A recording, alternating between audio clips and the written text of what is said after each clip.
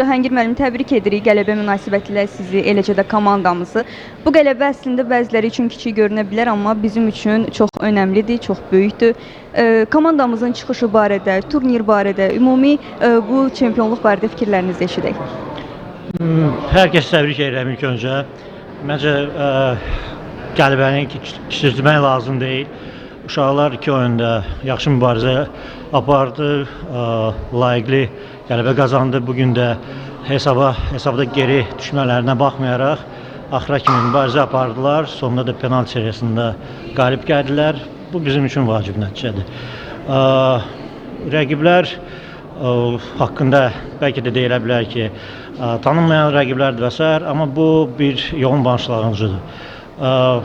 Bu bizim FIFA tərkibində ilk kubokdur. Davamı gəlsin. Bir daha təbriklər və uğurlar komandamıza. Təşəkkür edirəm. Sağ olun. Buyur Nurlan.